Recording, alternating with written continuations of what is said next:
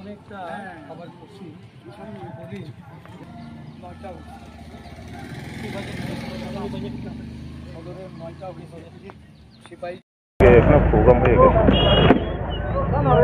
টাকারজলা বিধানসভা এবং গোলাঘাটি এই বিধানসভাগুলি আগামী 19শে এপ্রিল পশ্চিম ত্রিপুরা লোকসভা আসনের ইন্ডিয়া জোটের প্রার্থীর সমর্থনে যে নির্বাচনী প্রচার, এই প্রচারে আমরা আজকে জম্পুইজলায় এসে উপস্থিত হয়েছি।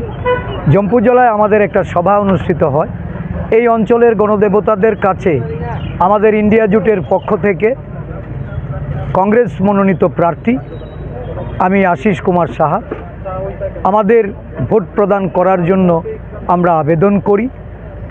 এই এলাকার মানুষের আশীর্বাদ সমর্থন পাওয়ার জন্য আমরা আবেদন করি। সারা দেশের পরিস্থিতি ভালো না। আমাদের রাজ্যেও ডাবল ইঞ্জিন বিজেপি সরকারের যে রাজ্য সরকার, এই সরকার অগণিত মানুষকে নানাভাবে তারা প্রতারিত করে, প্রতিশ্রুতির খেলাপ করে এবং এই রাজ্যের অর্থনৈতিক অবস্থাকে দিন দিন দুর্বল করে। এই রাজ্যের বেরোজগারি, মূল্যবৃদ্ধি, এই প্রতিশ্রুতির মাধ্যমে যে কথাগুলি তারা রেখেছিল সেগুলি আজকে প্রশাসনে বসে তারা এই রোজগার দিচ্ছে না, দ্রব্যমূল্য নিয়ন্ত্রণ করছে না, মানুষের যে অধিকার সেই অধিকারকেও খর্ব করে তারা একদলীয় শাসন ব্যবস্থা কায়েম করতে চাইছে। এই বিষয়গুলি তুলে ধরে মানুষের সমর্থন চেয়েছি। মানুষ উৎসাহ নিয়ে এগিয়ে এসছে, মানুষের সমর্থন পাচ্ছি।